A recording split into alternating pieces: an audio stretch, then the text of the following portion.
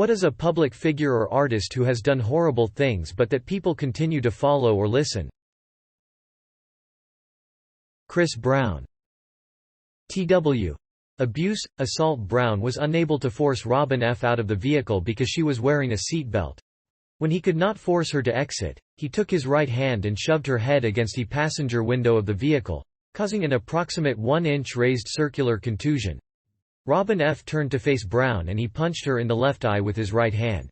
He then drove away in the vehicle and continued to punch her in the face with his right hand while steering the vehicle with his left hand. The assault caused Robin F.'s mouth to fill with blood and blood to splatter all over her clothing and the interior of the vehicle. Brown looked at Robin F. and stated, "I'm going to beat the shit out of you when we get home. You wait and see." The detective said Robin F. then used her cell phone to call her personal assistant Jennifer Rosales, who did not answer. Robin F. pretended to talk to her and stated, "I'm on my way home. Make sure the police are there when I get there."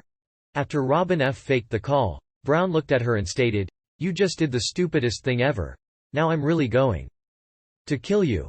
Brown resumed punching Robin F. and she interlocked her fingers behind her head and brought her elbows forward to protect her face.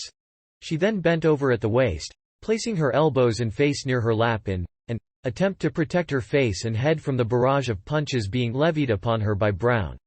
Brown continued to punch Robin F. on her left arm and hand, causing her to suffer a contusion on her left triceps. That was approximately 2 inches in diameter and numerous contusions on her left hand. Robin F. then attempted to send a text message to her other personal assistant, Melissa Ford. Brown snatched the cellular telephone out of her hand and threw it out of the window onto an unknown street. Brown continued driving and Robin F. observed his cellular telephone sitting in his lap. She picked up the cellular telephone with her left hand and before she could make a call he placed her in a headlock with his right hand and continued to drive the vehicle with his left hand. Brown pulled Robin F. close to him and bit her on her left ear. She was able to feel the vehicle swerving from right to left as Brown sped away. He stopped the vehicle in front of 333 North June Street and Robin F. turned off the car, removed the key from the ignition and sat on it. Brown did not know what she did with the key and began punching her in the face and arms. He then placed her in a headlock, positioning the front of her throat between his bicep and forearm. Brown began applying pressure to Robin F.'s left and right carotid arteries, causing her to be unable to breathe and she began to lose consciousness. She reached up with her left hand and began attempting to gouge his eyes in an attempt to free herself. Brown bit her left ring and middle fingers and then released her. While Brown continued to punch her, she turned around and placed her back against the passenger door. She brought her knees to her chest, placed her feet against Brown's body and began pushing him away. Brown continued to punch her on the legs and feet, causing several contusions. Robin F. began screaming for help and Brown exited the vehicle and walked away. A resident in the neighborhood heard Robin F.'s plea for help and called 911, causing a police response. An investigation was conducted and Robin F. was issued a domestic violence emergency protective order. Is capable of committing another violent crime towards women. Edit. Added trigger warning to the top. She's no longer alive, but Coco Chanel is still seen by many as a cultural fashion icon. But my gosh, was she a nasty piece of work. During her life she sold her failing business to the Jewish Wertheimer family, who built it into a successful and profitable perfume house. She then turned them into the Nazis and had their assets seized and transferred back to her as a pure Aryan, achieving sole ownership of the company.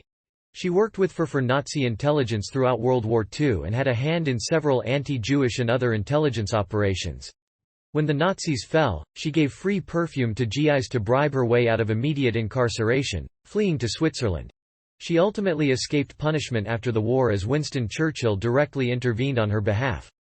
This was allegedly due to blackmail, as she had knowledge about high-level politicians, members of the royal family and their close Nazi connections that would have been disastrous were it be made public. She died an old very rich lady revered by many, with the full details of her horrible past only really coming to light after she died. Edit. People have pointed out that the Wertheimers managed to cleverly stop her gaining full control during the war and had their ownership returned afterwards. Thanks for the correction, folks. Most of those who sprang to mind have been mentioned, but how about prosperity church cretins, faith-healing con artists like Joel Osteen or Peter Popoff? I cannot believe that they have followers still. It's unfathomable. Edit. Wow, this blew up. I want to say that I just finished reading all the responses, and thank people for mentioning other examples like Kenneth Copeland, Benny Hinn, John Hagee, Jimmy Swaggart, Ted Haggard, Brian Tamaki, Creflo Dollar, the family of Oral Roberts, and their counterparts in other places in the world such as Africa, etc., and say that I'm very sorry for those of you in the comments that had to deal with family members and friends falling victim to these leeches in human skin. Let me just tell you that the weatherman from my hometown has more than a dozen aggravated assault charges from beating his wife and is still worshipped. I hate the man and all that he stands for. Dr. Phil. Gloria Trevi. I doubt any Americans will know her, but she's a Mexican singer who's been popular since the 90s. During the 90s she and her husband, Sergio Andrade, were the head of a human trafficking ring of underage girls. Basically, she would groom young girls and promised them a career in music. However, once they accepted, she would basically kidnap them by kidnapping them and would force them to have sex with her clients and husband. Because the money and power she and her husband had, they were let go by the Mexicans' justice system. Her husband was indeed set guilty for rape, kidnapping, and sex trafficking but only sentenced to 1 year in jail. She, OFM the other hand, was never convicted to any charges or sentence.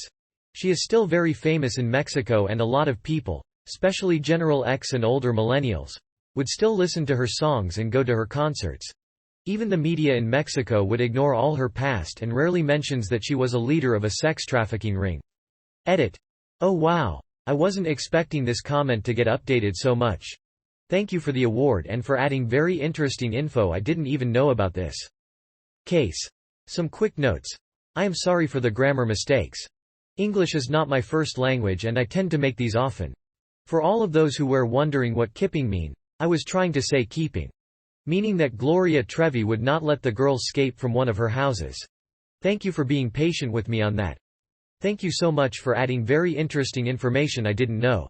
For example, I wasn't unaware of her arrest and jail time in Brazil, the mysterious death of one of her kids, and the birth of one of her kids when she was in jail in Brazil. Ezra Miller should probably be in jail. Anyone in the Church of Scientology. Drake. He's a predator, a creep, but people don't mind apparently. Roman Polanski. Jerry Lee Lewis. Was married 7 times, and a couple overlapped. The third marriage, at age 22, was to his first cousin once removed who was 13 at the time. She had a son at 14 that died in a pool accident at age 3. She divorced Jerry at age 19 for adultery and abuse, physical and mental. His fourth marriage ended, during a divorce, with his wife drowning in a pool, which I find suspicious. His fifth marriage ended with his wife having a drug overdose, and in proven allegations of abuse and a theory he may have killed her. Aside from drunk driving, tax evasion and the one time Elvis had him arrested when Jerry crashed a car, drunk, into his gate waving a pistol, he also did some charming things like suing his own kids and accidentally shooting his bassist in the gut. Caitlyn Jenner's terrible driving hasn't seen much backlash. Ricky Gervais' joke about her breaking down stereotypes for trans people everywhere, but not doing a lot for woman drivers, is still one of the funniest things I've ever heard. David Eddings and his wife Lee, authors who wrote several best-selling fantasy series. They're pretty niche compared to everything else in this post, but worth mentioning as they had a horrible child abuse conviction prior to writing books. Starting in the 80s they authored a few popular series of what would now be called YA fantasy, but prior to that they were both found guilty of severe physical abuse of their adopted son and had both their children. They'd also adopted a baby girl, separately, taken from them by the state. David actually wrote his first novel High Hunt while in prison. He had been a professor at a local college at the time of their arrest. Their child abuse was unconscionable. They kept a 4-year-old boy locked in the dark in an improvised cage under their basement stairs. His cage featured a crude bed with restraining straps, a toilet made out of a bucket, and tools used to harm him like a large needle and a paddle or strap that they beat him with. They were arrested, found guilty, and each served short prison terms. After prison David and Lee went on to write several best-selling series of fantasy novels, including The Belgariad, The Maleron, The Elenium, The Dreamers and The Tamuli. David died in 2009, and most of their fans don't seem to know anything about their history of child abuse. Boy George drugged and handcuffed Auden Carlson to his radiator, battered and sexually assaulted him. He served a 4-month sentence and now he's on all sorts of reality shows and no one seems to remember what a monster he is.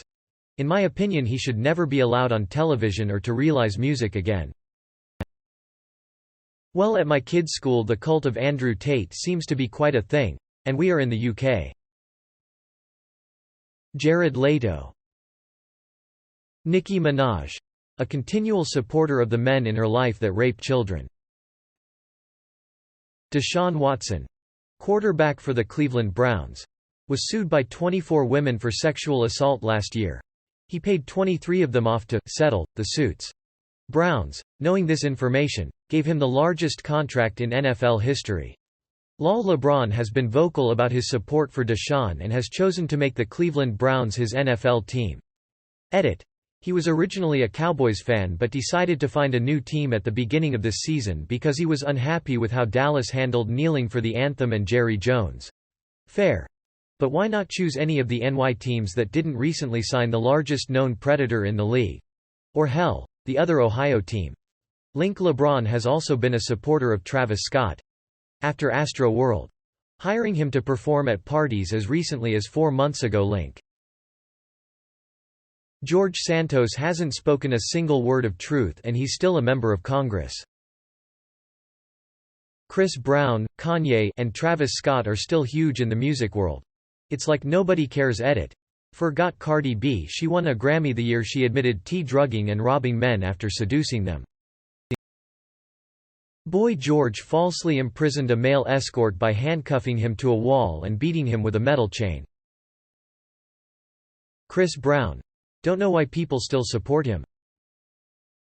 Salman Khan, not the Academy guy, but the Indian actor. He has connections with Underworld. He was known to be abusive to all his GF. He drunk drove a Range Rover over a bunch of pedestrian and then used his influence to make all the witness lie that it was his driver who did it. He killed an endangered deer and then tried his best to threaten the local community to withdraw the complaint. His movies are all crap, but he has a huge fanatic following. Edit.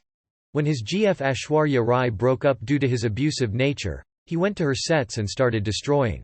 The producer decided to drop her from the movie than deal with him. Aishwarya then dated an upcoming star called Vivek Oberoi.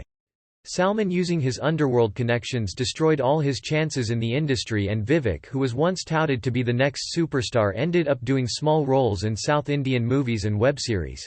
He tried to destroy a young singer's career because he didn't bow to him when he arrived. Also, despite being in 50s, he mostly pairs himself with barely legal female stars. Andrew Tate, Travis Scott.